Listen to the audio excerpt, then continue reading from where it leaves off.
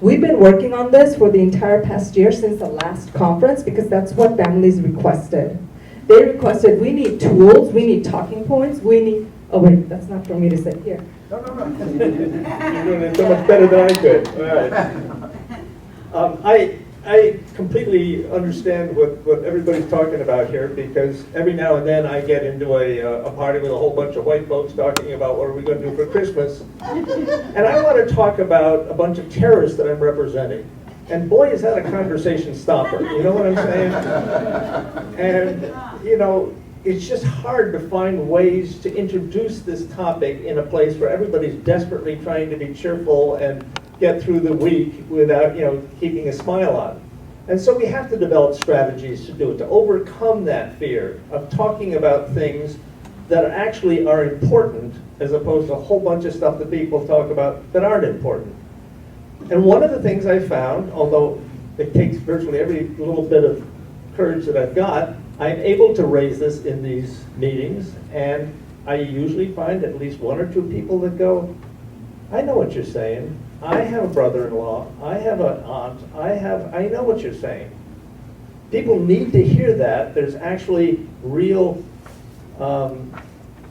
substance, real suffering out there that they are not, they're vaguely aware of it, but they need to know more. They need to know that folks in their community care about the issue. So anyway, what we did was we figured out that there would be, we were going to create a toolkit. And I was going to actually make a little box and write toolkit on it and everything else, but I never got around to doing that.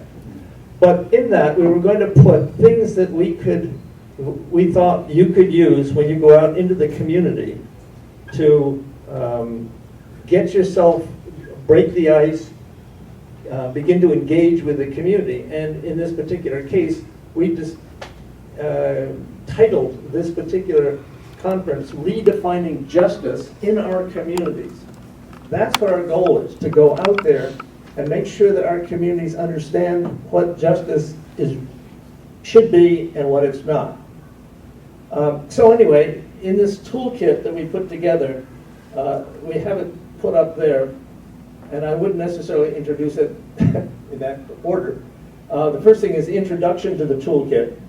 I have it right here, and it contains a lot of information about the history of CCF, how it got formed, who are the people there, and it also includes a lot of names, places, so that if you discover that your community has a bunch of folks that would like to hear somebody from the outside come in and give a presentation, we can come in and give a presentation. And it contains a list of some of the other things that are in the toolkit. Now I want to emphasize one of the things about this toolkit. These are just things that we wrote out, but the whole principle of it is that this toolkit is going to be available online, right? How are we going to find it? Well, this is it, right here. So Okay. this, In other words, rather than passing out the actual material in the toolkit, we want people to go and look it up in the document folder, because that way we can take this stuff and adjust it and change it, so that whenever you look for something in the toolkit, you can find the most up-to-date version, the best advice, the latest law. And we're going to try to keep this up to date. In this toolkit, I'm just going to go quickly over a couple of the things. We have the CCF's 2019 Inventing Terrorists report about terrorism misidentification domestically. And then we have the 2022 Terror Trap report, this one about the war on terror impact on Muslims internationally. So those are two documents that you need to have. You can always refer to them. They'll contain a lot of information for you. They'll also, we're going to have okay. You can see there we have what we'd like to do is create a profile of CCF preemptive cases. We haven't got that yet. We're slipping behind here, but we've got to work on it. We're going to have a rapid response telephone tree activation project. We're going to talk about that in a minute. Hesham has been working hard on this. And then we wrote out some talking points that we think may come up in the course of your discussion with elected representatives, neighbors, all sorts of people that you're going to encounter. And we just want you to feel comfortable that these are talking points that you can use. And included in there, for example, would be talking points about our Entrapment and Governmental Overreach Relief Act. This is our law that we want to pass through Congress, which will take away from the, will reverse the problems of preemptive prosecution. We also have another bill that we are pushing that we would like to see done, which is the Prison Oversight Act, which would put the Department of Justice in an oversight position over the Department of, over the prisons, so that we have some way to get relief and from the misconduct that goes on in the prisons on a regular basis. We would also have a specific regional organizations to contact mapping. One of the things that has been a problem is that you go back to your community and you don't know who to contact. Particularly if you have been shunned from your mosque or church or wherever you are, you don't have a group of people there in the community that are supporting you. You don't know where to turn. So what we're trying to do is identify local groups that you can contact that will put you in touch with people who kind of know what you're talking about, that don't just look at you like you're crazy. So that's another project that we're working on. And I think, yeah, there we got it there. And I think that's it, right?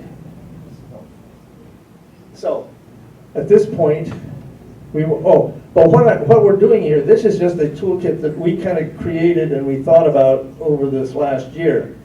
What we need from you, and what we're going to ask you to do in the future, or in a few minutes, is to sit down and write out kinds of things that you think would be useful in a toolbox. Imagine yourself going back to your community, and who do you turn to? Who do you talk to first?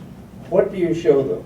What do you talk about? How do you engage in your community to convince them that we have a justice problem? We're going to have to change how justice is perceived in our local communities. So that's the project for today. All right. So now to Hisham.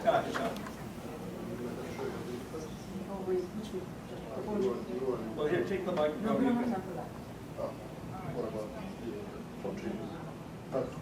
All right, salam alaikum. So the phone tree is basically, you know, when you get an email from one of the organizations saying, here's a text of something, just add your name and click enter, and it will be sent to your elected officials. So the phone tree is a similar system, but via phone. Or it could be also something to send. Basically, here's a movie that we did, CCF production, starring the biggest star of all, Steve Downs, Sonali, and Ashley, and myself. I'm the writer, director, and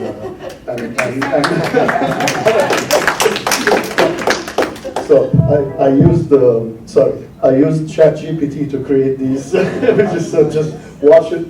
Can I just make one point? I just want to make one point that this, for example, will come up where we have a story that, for example, they are not giving out food at a proper time during Ramadan. People don't have an opportunity to eat. The jail is refusing to do anything about it. Something has to happen quickly. We can't keep having the Muslims forced into a situation where they have to eat at a wrong time that would violate. So we need to generate quick pressure on a jail. We can also use it for a lot of other things, including keeping in touch with ourselves, including talking about bills, pressuring bills, a whole bunch of things. But the idea is in part to put pressure on jails and other elected officials for important things. And so that's what we're really looking for with a rapid response group. I was going to say this after, but let me just say it now. No one here did not go through some calamity from a family member. That's why we're here, either yourself or a family member. We know the value of getting help from other people. Like Maria got a check from CCF in Ramadan 2 years in a row.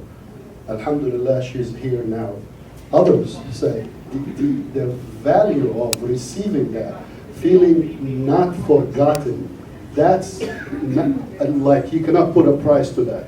So we know better, especially us, the value of sharing and helping each other to achieve a certain goal. So inshallah, watch the video. It's 4.5 minutes and it goes through the whole process, and then we'll talk. I just want to say one thing. So has anyone ever been in a situation where your loved one was in prison and there was something really, really disturbing happening and you wanted to tell the world, but you couldn't because you're isolated, you weren't connected?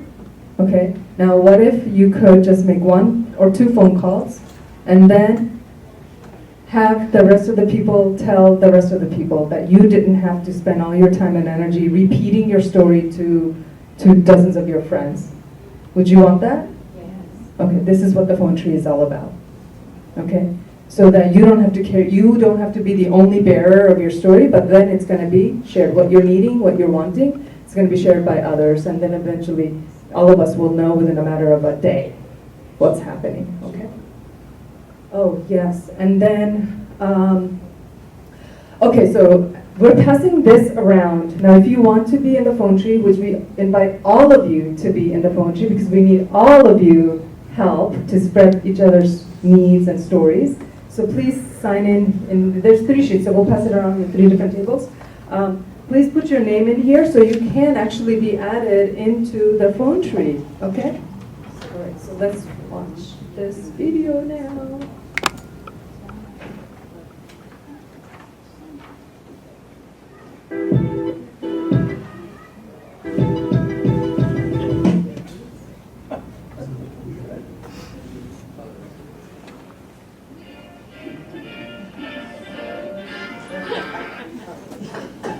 Hello? Hi, how's you and Maria? Hi, Steve. Well, I'm still fat. I can't stop stuffing my face. How are you doing? Well, it sounds like you've got a similar addiction. Listen, we are activating the phone tree. Oh, okay. What are we doing this time? Well, a prisoner is refusing to change meal schedules in Ramadan for Muslim inmates. All they need to do is alter the hours of delivery of the meals for the fasting Muslims, but they are refusing. Oh, that's not good. Okay, what do we need to do? Well, CCF wrote a script that you can follow when you call the warden. A few minutes ago, we emailed members of the phone tree a short description of the situation, the script, the warden's number. Okay, great. So I'll have everything. I'll get on it right now. Great, thank you. Don't forget to call your 2 branches. Yes, I'll call the warden first and then call my 2 branches. Yes, excellent. Thank you. I will call my 2nd branch now. All right, I'll talk to you soon. For the warden, press 3. For the assistant, sorry.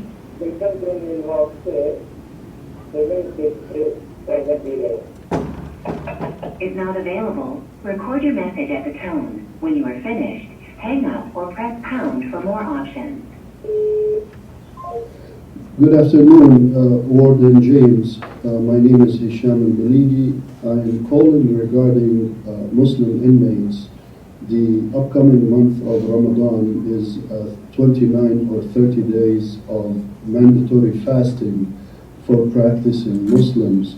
And it is important that the inmates, the Muslim inmates who choose to fast, receive their meals in a different time than the usual time at the facility. All that is needed is to deliver the meals at a different time. There is no need for alteration.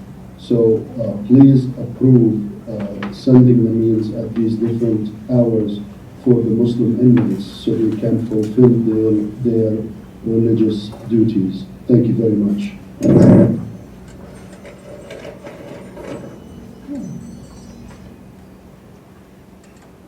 Hello? Assalamu alaikum, Sonali. It's Hisham. How are you? Welcome salam, Hisham. Alhamdulillah. I hope you're too. Alhamdulillah, I'm okay. Listen, we have a new phone tree assignment. Oh, okay. What did we do this time? So basically, a prison is refusing to change the meal schedules in Ramadan for Muslim inmates. You should have received an email from CCF by now, which has a description of the situation, a script for a phone call to the warden, and the warden's number. Okay, good. So I will call the warden and then my next two branches. Excellent. Thank you, Sonali. Talk to you soon. Yeah, thanks, Hisham. Send my regards to Maria. I will. Thank you. Take care.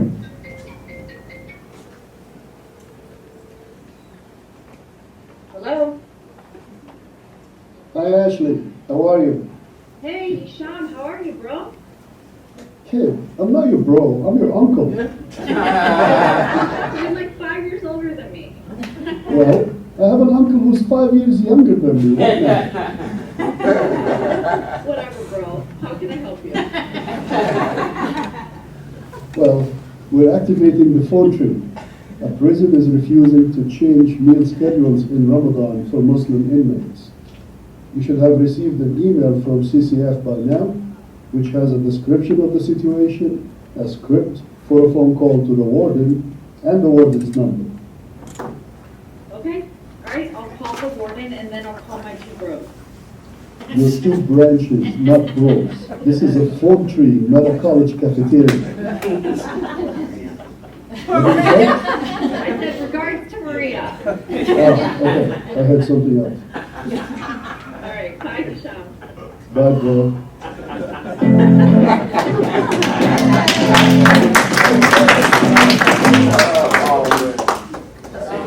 Thank you for the co-stars. All right, thank you. Okay, so did everybody fill up their name? Awesome. Okay. So, as you can see, this took less than 5 minutes, but it was really long for the real life application. All you need to say, hi, you already know the person that you're receiving the call from and the two people that you will call, your two bros, right, bro? Okay. So it's not going to take that much time to begin with, and you will have the script or whatever assignment in the email that you received from CCF. So it's just saying, hey, phone tree activated, check your email, and you already know the rest. So it's not going to take that much time. Any questions, y'all, so far? No, I love this idea, and I feel like it can be used to take care of emergency situations, and if we pilot it well, I think it could be used for a ton of other types of situations too that I'm thinking of. So I really love this idea. So I actually encountered that this last year. I actually fought that and argued with the And Christian if you had, priest or, 15, 20 other people yeah, that would have been with you, wonderful. it There would was have like, helped can you. you call people? And I'm like, there's nobody to call it. But I fought with that preacher. I'm like, aren't you supposed to be religious? Why are you lying? Yeah. I'm sorry, I don't go there. Yeah. I checked him. Yeah. I'm like, and he ended up fixing it, but the men weren't getting their pills on time, they weren't getting their food on time. There was multiple that wasn't even getting food, period. Yeah. And that's when I contacted the other people, and I kept calling, and just messing with them, and they finally helped them. They really did. But I actually And that was- that evening. And that was just you Yeah, making the by call? myself. Yeah. I fought it daily, like Yeah. pushing issues. I Alhamdulillah. would not let go. I was talking to the warden, the priest, everybody. So, Down to mine. so, You're supposed to be religious, why are you lying?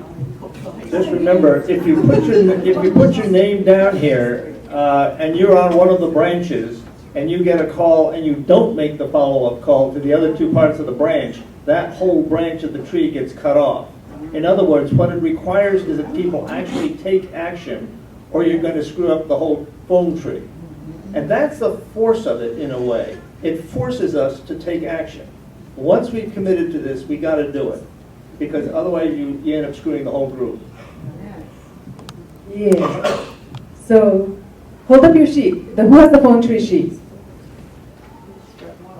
Yes? Can you hold it up? Is it being filled up? Okay. All right. Please pass it around if you want to help with this initiative. please put your name down and there in your contact information. Thank You have to be you. dependable. Yeah, and dependable, make sure your phone line is working and your emails are working and don't have a full voicemail box, so we can leave you messages if so. Okay. The next thing is, now this is going to get even more interactive.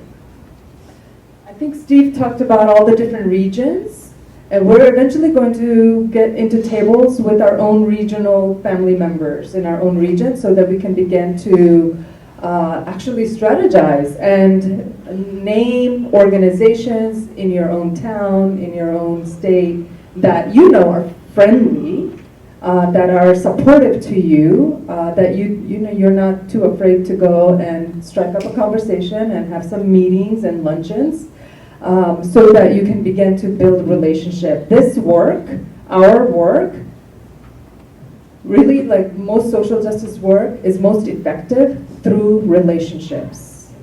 And without proper relationships, the work can get diluted and convoluted. So the more we're building relationships with our organizations that are nearby, Muslim communities nearby, non-Muslim communities nearby, the more we're going to be able to have support and feel empowered to advocate. Does that make sense? Okay, so we have a working list of organizations that we've started building since last year, and we want to populate this document. As you can see, there's a lot of places in New York, different states. If you are in a state that doesn't have any organizations, then we can begin to ask each other and see, the knowledge is here in this room, I believe. We just need to organize what it is that we do know. As you can see, there isn't much happening in the West except California or so. Okay, so with that, I'm going to pass it on to Steve to talk about how. Remember, we're coming back to relationships and having conversations with our people in our local community. It doesn't mean we have to have some big, broad agenda and know every detail of what it is that we want to make happen. Sometimes sometimes solutions come just from having conversations in an organic manner by beginning to build relationships organically. So with that, I'm just going to tell you a little origin story of how we got here. When you seen my client was put on trial in Albany, it generated a lot of publicity up there. And in Albany, there were two neighbors, May Safar and Kathy Callan. One was I keep wanting to say Baptist. It wasn't Baptist. It was Quaker. Kathy was Quaker, and May was Muslim. And they began to talk one day over the back fence about the trial and about all the publicity that had come up. And they began to say, "Wow, this is just a crazy case. Is there any truth to this? Do you think that there's got any basis for it?" And the more they talked, the more disturbed they got. And finally they said, "You know what we need to do?" After they got convicted, he said, "You know what we need to do? We need to have a community meeting. Let's just call a community meeting." And they called one for the Quaker Meeting House, and 50 people showed up. That's how upset the community was about it. And from that 50 people, Kathy and I both attended. Lynn, she wasn't there, but she came next time. The community really rallied around and got involved in the case, and that led to the formation of Project Salam, which eventually became part of the Coalition for Civil Freedoms. So it all started, and we were one of the founding members. And so in a sense, our origin story, CCF, came from a conversation over a back fence between two neighbors. And it's really important that you understand that, because just the slightest conversation that you can have can encourage somebody else to do something, and suddenly it will take off. We are still in touch with Kathy Callan, we're still in touch with May Safar. They are the grandmothers of the movement, and we embrace them. And I'm sure that Mel will say the same thing. They have an origin story down here in Tampa. Yes, we do. It all started with relationship down here, conversations, and before you know it, it developed into a movement.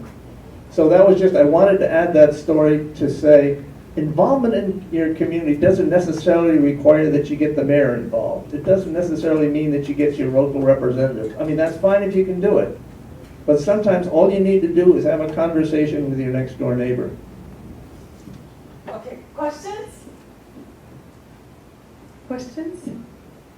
You sure? Okay. Who's ready? Now we want to invite you to look around the room and find your fellow neighbors that are in your region. So we've divided up the regions in basically quadrants of the country. So what did we say here? Okay. So the Northeast, raise your hand if you are in the Northeast. Okay, raise your hand. Okay, can I ask you all to just join Hisham's table? Go ahead and do that right now. Okay, and Hisham, can you make sure everybody in your table has access to this document? Or to the folder, Okay. What if we have no region because we're probably not because we're from across the pond? Okay, so then I would say join the Northeast, where New York is. Okay, next is Midwest. Raise your hand if you're in the Midwest. Right here. Midwest, okay. Can I ask you to join, Chris, John? You can move over there? Yeah, all right. Okay. All right, Midwest. Okay, so then, next is South. South, can I, raise your hand if you're in the South. Raise your hand, come on. Can I ask you to come to this table here? Okay. And then next is West. You're in the West? Okay, raise your hand if you're in the West. Okay, so maybe just join, what's your name here again? Yusuf. Okay, join Yusuf's table. Yusuf, raise your hand here. Okay, now, Yusuf, who has a device that makes sure you can access this document? So, did we get everybody? Is there anybody who's not covered? Okay, now, if you are in a region, make sure that at least one of you in your table has access to this document right now in real time. And if you don't, then come on over here, type in your email address, and it will be sent to your inbox. Okay? Go for it. Yes, please get in line and add your email address into the share field. And the person doing it now, please open it back up so the person after you can do it. Okay, so now this is what you do. You're basically going to be talking amongst each other, and the first question you want to answer is, hey, what are the organizations that I trust in my own town? I want to make sure it gets on this list. And your note taker who has access to the device will be taking notes. You want to put down the name of the organization, and you want to put down, if you have their address, you can look it up, you can contact information, and really the contact person. And we want to know who to contact from that organization. And if you don't have a contact name, then I want to invite you, whoever nominated that organization, I want to invite you to follow up with that organization at your own time within this coming week, and find the liaison, the person from that organization that you are going to be building a relationship with. Does this make sense? Okay? Okay, so now let's go ahead. You all have about 8 more minutes to do this. So talk amongst yourself and figure out what organizations are there that you may just not know about, and that that we can eventually build with. Okay? Okay, so thank you all so much. How was that? How was it? Did it feel supported? Did it feel like you're not alone? Yes? Okay. So now that you have an organization, or a few organizations hopefully, or at least one organization that you know you can reach out to start building relationship, to advocate for your loved one, to advocate for your own story, your needs, what will you do first? Now what? didn't have like an immediate ask, if I didn't have like an immediate ask that I needed help with, like my brother's being mistreated in prison or something like this, I would want to know what should I be asking of these places that I'm going to. Right, okay. And in fact, the organization's list is actually not for the rapid response, all right? It is for the more long-term relationship building, long-term strategizing, and long-term conversation. You are entering into a long-term relationship. It's kind of like dating, okay? Or it's like kind of like getting ready to, before you don't just jump into a relationship and commit and expect the other person to commit. At least I don't do that, okay? Like there's a dance, right? There's a like get to know each other. That's really what you're doing. You are meeting with this organization. You're learning about them, and you're learning about what they do on the ground, right? And are anything based on anything that they do? Maybe not everything that they do, but is there something that they do that really resonates and that connects or intersects or reinforces what you know has to be done for your loved one, right? That you know that is aligned with what you would want them to do for you, right? So you want to meet with them with the intention to basically get to know what their work is, what their vision is, and if that connects with or if that intersects with anything that you align with and can get behind. It's also an opportunity for them to learn about your case. What's happened to you? What are you dealing with? What are your aches and pains? And so it's an opportunity for you to now also share about yourself and educate them about the injustices that you've experienced. And so in that process of learning and getting to know each other, in an organic, natural way, you're building that relationship. And you perhaps go into one of their community events, or their town hall meetings, or their initiatives, the film screening that they may be holding, or a potluck gathering that they may be doing, or a fundraiser event that they may be doing, right? You join and support their cause, and they see you. They see that you are behind supporting their cause, and so then when you come to meeting with them and asking them and wanting time with them to share about your needs, you're not just you're not like a big stranger, right? You're like they've gotten a chance to see you and have your support, and so it's really about what? It's building relationship. Building, okay? So when we can build a relationship, we're much more effective. Here's what happens. We've heard stories where, family members go into an organization, go into their masjid, and they tell their story, and then they have no support.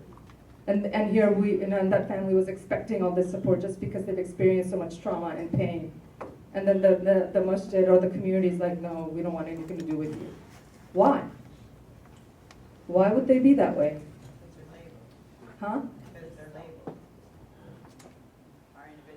I would venture to say it's because they don't really have a relationship with you. When people don't have a relationship with us, they're more apt to dismiss us. But when they have a relationship with you, they're going to be more paying attention. Okay? So we can't expect, like, for all of us, for us to just show up randomly at some organization or some event, and we don't really know them, and then just tell our story, and then like they be all behind us. Like, there's no trust there. Okay, so like I said, organizing is very much about, it's kind of like dating. You have to build trust. Organizing, being on the ground, in inviting people into learning about who we are and our stories is just as much, it's a human experience, and so. Thanks, Sunil. So a fundraiser for one of the major organizations in the country told us this story once. His job is to fundraise all day. That's his job, 9 to 5. So he said, when he meets a potential donor, what he does is, he spends with that person a lot of time talking about personal issues for him and that potential donor. Build a relationship, and at the very end, he tells them, okay, so here's what I'm doing, and we're raising funds for XYZ, and that's it. And sometimes he doesn't do it in that same session. Sometimes it's a phone call later or whatever. So build an actual, real relationship with the organization or the people that you want to bring into the fold, so they know you as a person, as a human being. They feel through you what CCF does. And that's how we hopefully build it. Thank you so much about that. Okay, y'all have any questions? This does require a little bit for introvert, like I'm a super introvert. Who's an introvert? It's hard. It's gonna be harder for us. Who's an extrovert? Who's an extrovert? Okay, it's gonna be easier for you, and maybe you can help some of us who are very, very ultra introverts and like give it and kind of coach us a little bit. All right. Any questions, y'all? Do y'all foresee any blocks, any more challenges that you think, obstacles that you think you might face as you're getting out there and starting to build relationship with these organizations that you listed? So that in the key, does it have a way for us to, when we make phone calls or when we meet them, how can we talk to them? Because there are people like me who might not even have the way structured in English, the way to talk to them is going to be hard. Is there any that sometimes they have a passage that would say, so I'm from this one and this is what's happening? How come, do you have something like that? Yes, Mr. Kamshad. So that's exactly what this whole toolkit is all about. These are all the talking points that we want to carry and embody when we go in front of meeting with these groups and community members, okay? You want to read through all of these documents, and you want to keep few talking points imprinted in your brain and in your pocket, so you don't always have to look at the sheet. And study these documents. Read them every single day for a couple of weeks, and then it'll come natural to you. You'll be able to represent these issues. Now look at these documents every so many weeks, because like what Steve said, these are living documents. We're going to be updating these. Okay, we're going to be updating these, so you want to look at them every so many weeks. So now what we're going to do is get back into, actually, probably shouldn't have moved you from your regional group. You're going to go back into your regional group, and now you're going to come up with, you're going to work about just maybe 7 minutes. And all of you, each regional group will just come up with just one action that you will do when you go back into your community. Make sense? So for example, I know an organization that I already have deep relationship with for over 20 years, Project South in the Southeast. I don't know where it's at. Okay. They do incredible work. They actually run a radio show in my local community, in my local free radio station. And they actually already invited us maybe like 10, 15 years ago when my brother had this, they wanted us to come and talk on the radio show. And so we did, but they still have the radio show. So we haven't spoken in 10 years. So maybe I could reach out to them. That could be my action. I'm gonna reach out to Project South because I know they have a radio show, and I'm gonna say, hey, can we come back and do a new story? Because I wanna tie the whole genocide to now what's happening to Muslims and non-Muslims here on this land as well, and what's coming up for us and how that's making us feel. We want to connect the dots. Can you all interview us, right? That could be my action that I just strategized with my Southeast community. Where are you? Okay, there you go. Okay. So, is that okay? Can I put you all back in for 5 to 7 minutes? Okay, come back northeast. Yeah? Go back to your group and come up with one action. And help that action. Build it out. Build it out. Who are you going to approach? Who from your group is going to have that conversation? Who's going to go along and support that person, that representative? Now, if you're in a big group like the Northeast here, guess what? You might come up with maybe 2 or 3 actions. Maybe the Southeast breaks into like 2 or 3 subgroups. I want to hear which organization you will approach, with what conversation topic will you approach them, and who from your group will go and support that conversation. Yeah? That's all. Those are the 3 things I want to hear from you all. Who wants to go first? I have the list here. Here you go, Michelle. Thank you. So we came up with 2 actions. What's the first name of Williams? David. David Williams is, inshallah, God willing, coming home at the end of January. There's hopefully going to be a coming home party that CCF will organize in Albany. So I will attend, but we can do it also virtual for people who cannot be there. That's one. The second one is Terry Overy, the former FBI agent turned whistleblower. We're trying to get him in the middle of January for a CCF event in the New York, New Jersey area. We're going to reach out to a mosque in Brooklyn that is friendly, and we have 2 other options. Yay!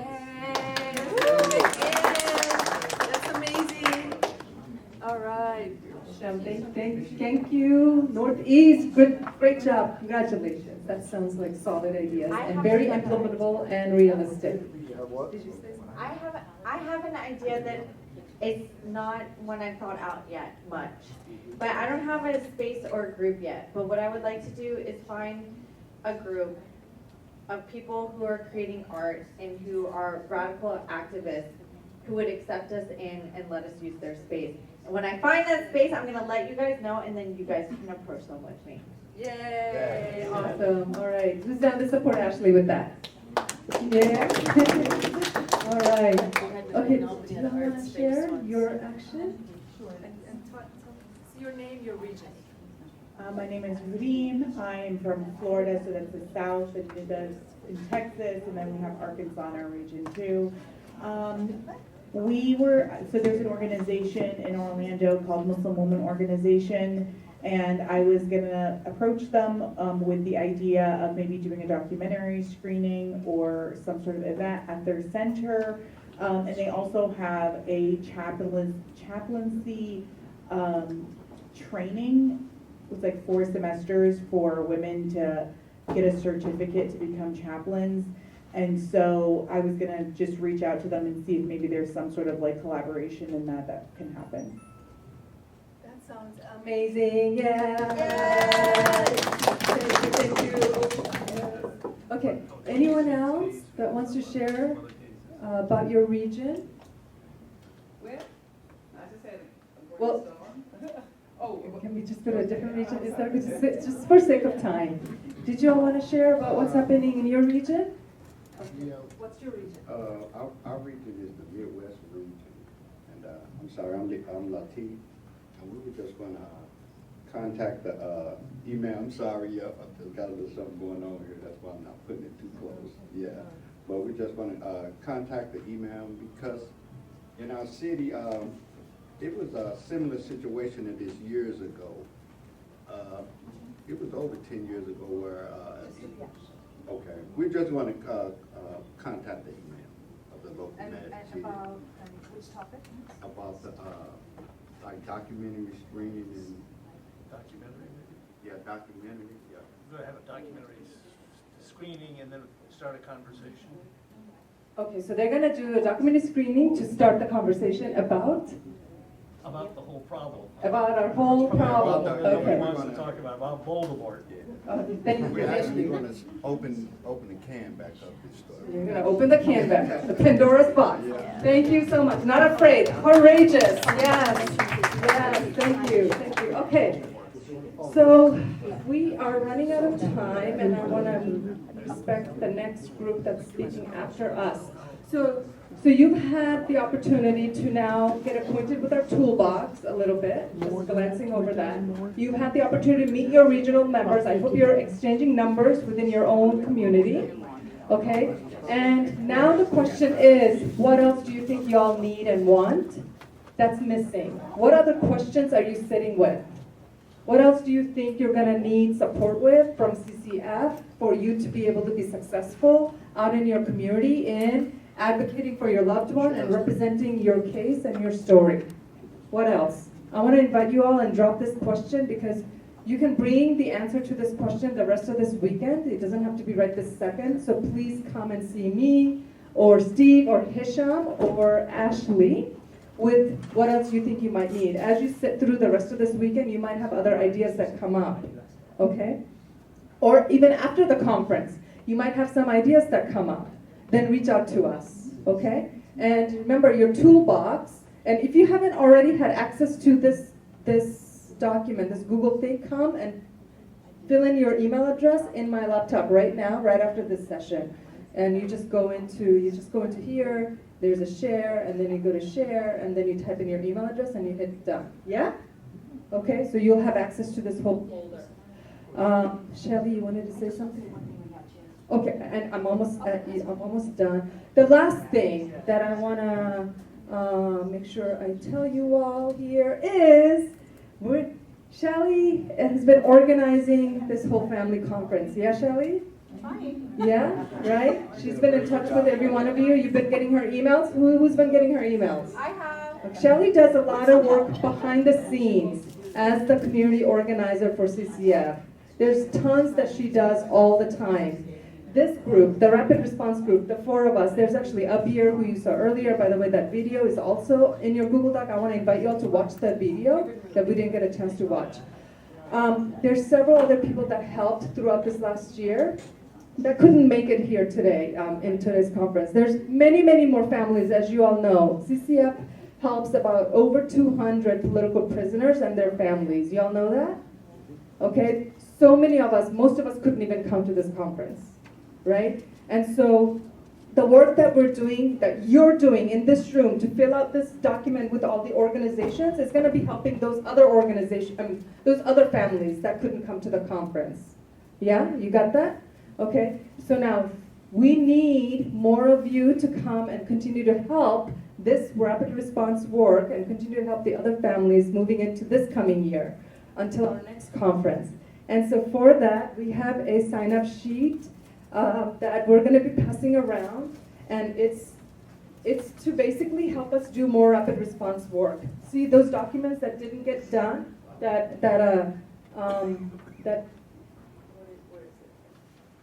okay. Yeah, there were documents that didn't get done. We still need help. We need to help Shelly and Steve put those documents together. So I want to invite you all to the sign-up sheet that's going on now is to help with that. Okay? So please sign up and help us. And we meet about once or twice a month. That's all. We meet for 1 hour, once or twice a month, and then you do work in between. So we want to invite you to help us fill out this form that's going on right now. With that, we are going towards conclusion. So we have been, we came up with the idea for business cards for the families, and Hashem had, he did most of the designing, but they're really awesome. So any family that's interested in getting cards to pass out, there's a sign-up sheet up there, and I'm going to leave a sample of how the card's going to look. And you can tweak it, like you don't have to have a picture or whatever. We just want to get an idea of how many families want the business cards. So I'm just going to leave this up there. And there's a few other flyers too. All right. Okay. Thank you all. Any last comments? I just want to have a shout out for Mel, who put an awful lot of work into getting this organized and really wanted to have it down here in Florida, and we were all like, wow, can we do this? Do we have the money? And she pushed ahead with it and wouldn't give up on it, and I just want to give her a lot of credit. She's not here, so we'll have to pass it on.